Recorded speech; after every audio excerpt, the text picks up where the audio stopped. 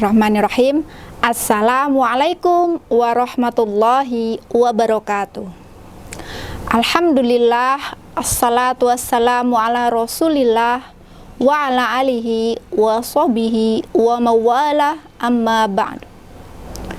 Puji syukur kita panjatkan kehadirat Allah Subhanahu wa ta'ala yang masih memberikan kesempatan bagi kita semua untuk merasakan betapa keindahan di bulan Ramadan yang penuh dengan ampunan, penuh dengan rahmat, serta penuh dengan keberkahan.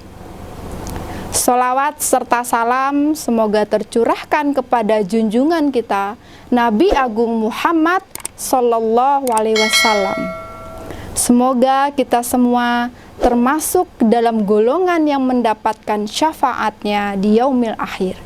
Amin ya Rabbal Alamin. Anak-anakku yang solih dan solihah, serta ayah bunda yang dirahmati Allah. Hari ini Bu Desi akan berkisah tentang kisah Nabi Ibrahim dan keluarganya. Keluarga Nabi Ibrahim alaihissalam adalah keluarga yang sangat soleh. Kesolehannya tidak akan dicapai kecuali dengan ilmu dan amal. Dan ilmu tanpa amal tidak akan mendekatkan diri kita kepada Allah Subhanahu wa ta'ala dan tidak akan mengantarkan seseorang menjadi pribadi yang solih. Anak-anakku yang solih dan solihah, ada banyak sekali sisi kesolihan dari keluarga Nabi Ibrahim alaihissalam yang dapat kita teladani. Di antaranya adalah sebagai berikut. Pertama, Nabi Ibrahim alaihissalam berdakwah dengan penuh hikmah.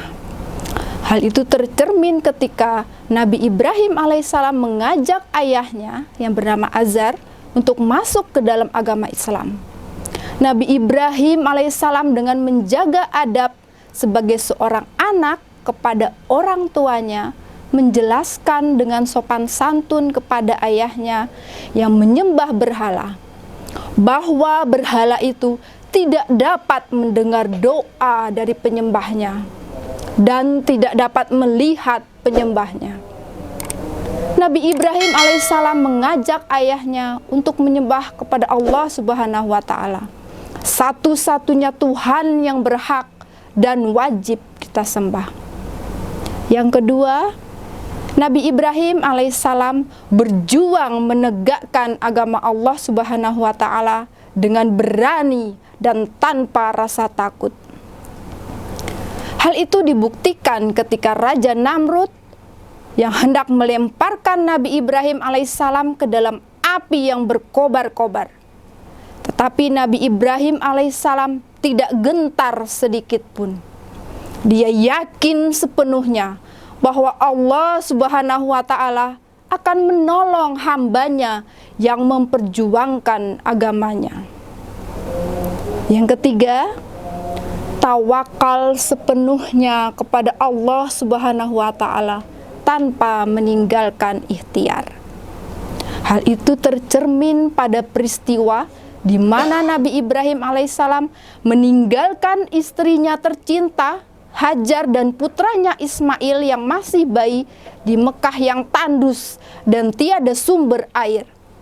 Karena takwa dan tawakal yang tertanam kuat di hati Ibrahim dan Hajar, akhirnya Nabi Ibrahim alaihissalam meninggalkan keduanya demi menjalankan perintah dari Allah Subhanahu wa ta'ala.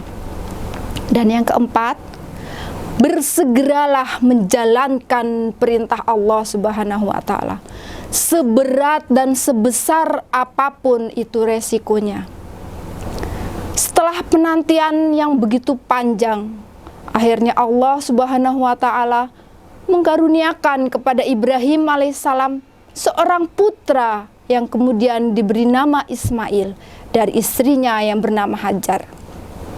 Putra yang sangat dicintainya itu setelah tumbuh menjadi seorang anak remaja, lalu Nabi Ibrahim alaihissalam diperintahkan oleh Allah Subhanahu wa ta'ala untuk menyembelihnya. Ada dialog indah di antara keduanya, antara ayah dengan putra tercintanya. Nabi Ibrahim alaihissalam berkata, "Wahai putraku, sesungguhnya aku melihatmu di dalam mimpi bahwa aku menyembelihmu. Maka pikirkanlah bagaimana pendapatmu." Sebagaimana yang kita ketahui bahwa mimpi para nabi adalah wahyu, sedangkan perkataan Nabi Ibrahim alaihissalam kepada putranya, "Maka pikirkanlah bagaimana pendapatmu." Nabi Ibrahim alaihissalam ingin mengetahui kemantapan hati putranya dalam menerima perintah Allah Subhanahu wa Ta'ala. Lalu dengan kemantapan dan keteguhan hati, Nabi Ismail alaihissalam menjawab dengan jawaban yang menunjukkan bahwa kecintaannya kepada Allah Subhanahu wa Ta'ala jauh melebihi kecintaannya kepada jiwa dan dirinya sendiri. Kemudian Ismail menjawab, "Wahai ayahku, kerjakanlah apa yang diperintahkan kepadamu. Insya Allah engkau akan mendapatiku termasuk orang-orang yang sabar."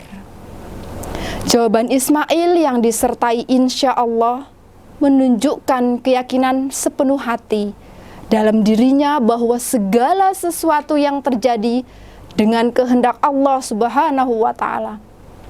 Apapun yang dikehendaki Allah pasti akan terjadi, dan apapun yang tidak dikehendaki oleh Allah Subhanahu wa Ta'ala pasti tidak akan terjadi.